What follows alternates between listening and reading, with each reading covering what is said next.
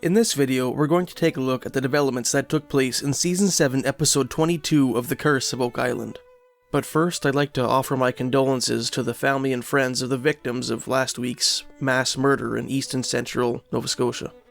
For those who might be unaware, last weekend, on April 18th and 19th, a Nova Scotian man murdered 22 people in rural Nova Scotia in what I think was the deadliest mass murder in Canadian history since the Cypress Hills Massacre. I know a lot of you who watch my videos are from Nova Scotia, but no matter where you're from, I wish you and yours all the best in weathering these weird times we're in. On a more positive note, we have one more week until the epic Season 7 finale of The Curse of Oak Island, and so without further ado, here is a recap of the semi-finale. Enjoy. Season 7, Episode 22 of The Curse of Oak Island begins at the Money Pit area, where the excavation of Borehole RF1 is underway. While the hammer grab extracts material from the caisson, the treasure hunters process the spoils, extricating old timbers and transporting the rest of the muck to a wash table for sifting. Some of the timbers are inscribed with Roman numerals, evoking the U-shaped structure. In RF1 spoils, taken from a depth of about 120 feet, Gary Drayton discovers a strange iron crowbar-like device with a sharp hook on one end, which Rick Lagina suggests might have been used to maneuver timbers. The next morning, Craig Tester and Alex Lagina drive to the Ross Farm Museum, where they show Carmen Legg some of the items they discovered in RF1. First, the blacksmithing expert examines the crowbar-like object and finds a wear mark on one side of the hooked end. "So that tells me," he says, "that it was sort of anchored into the wall of a rock formation. These would be driven into the roof or wall of a cave, and then lanterns or other working equipment like hoists and pulleys would be anchored on the hook." Unquote. When prompted by Craig Tester, Legg dates the artifact to the 1700s. Next, Carmen Legg takes a look at the pickaxe found at a depth of 90 feet in RF1 the previous episode. The blacksmithing expert identifies the artifact as a, quote, very typical rock hammer, unquote, which would have been used in a tunnel or a cave, and declares that such an object could have been made as far back as the Middle Ages. Back on Oak Island, Jack Begley and Steve Guptill search through 120-foot deep RF1 spoils at a wash table. Jack picks out what appears to be a piece of rope. Shortly thereafter, he comes across a clump of coconut fiber. The treasure hunters are joined by Dan Henske, whereupon Steve finds a mysterious black object, one side of which appears to be caked in concrete. At the Money Pit area, the RF1 caisson reaches a depth of 160 feet, the neighborhood of the teardrop anomaly introduced in the previous episode.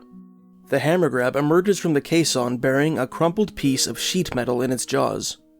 Doug Kroll identifies the object as a shield used in 1931 to protect the builders of the chapel shaft from falling debris.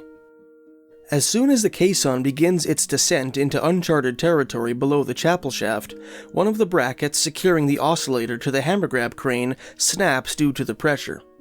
The contractors spend the rest of the day repairing the damage before resuming the excavation that evening. At a depth of 181 feet, the hammer grab brings up little aside from water. Vanessa Lucido informs the boys that the caisson is now advancing at a rate of 4 inches per hour due to some nether obstruction, probably limestone bedrock. "I have a super unconventional method we could try," she says, before suggesting that they try raising the caisson 5 feet and setting the 50,000-pound hammer grab on top of it in an effort to slowly sink the caisson deeper into the obstruction. Rick and Marty Lagina agree to the proposal. The following day, Rick Lagina, Charles Barkhouse, and Laird Niven drive to the foundations of Samuel Ball's house on Oak Island's Lot 25. The narrator informs us that Laird has acquired a permit to excavate the site in an archaeological manner, for which he said he would apply back in Season 7, Episode 18. After taking photographs of the site, the treasure hunters begin excavating the designated perimeters of the test pits with trowels. They are soon joined by Kelly Barassa, Gary Drayton, and Jack Begley, who assist in the operation. Less than an inch below the surface, Barassa uncovers a metal strip, which he identifies as a hinge belonging to a building or a chest, as well as a metal bracket. After a short scene in which Dr. Ian Spooner extracts some wood from beneath stones comprising the paved area, Jack Begley, Charles Barkhouse, and Laird Niven continue the excavation on Lot 25. Several feet below the surface of one of the test pits, Jack Begley hits a layer of stacked stones, which appear to lie atop some sort of cavity. Apparently, the anomaly indicated by the GPR scan conducted by GPR experts Steve Watson and Don Johnston in Season 7, Episode 18. The treasure hunters are soon joined by Rick Lagina and Billy Gerhardt, the former of whom enthusiastically designates this potential tunnel on the Ball Foundation the long-coveted, quote, one thing, for the Ball Foundation, unquote. The next day, the boys excavate more of the cavity before showing it to Marty and Alex Lagina. The treasure hunters proceed to invite Derek Hale, the owner of a company called the Septic Doctor, to Oak Island. Hale produces a hose with a small camera on one end from his truck, telling the crew that he and his employees use this device to scope sewer lines. Hale lowers the camera into the cavity, revealing a long, narrow stone tunnel. At an undisclosed distance from the cavity's entrance, the camera's progress is impeded by a rock lying in the middle of the tunnel. The treasure hunters agree that they ought to excavate the tunnel by hand in order to find out where it leads. "It's a complete mystery what this is," says Marty Lagina, "but it can't be a tunnel to nowhere. It just can't be. Nobody would do that," unquote. Thanks for watching. If you enjoyed this video, please like and subscribe, and I will see you again next week for a recap of the Season 7 finale of The Curse of Oak Island.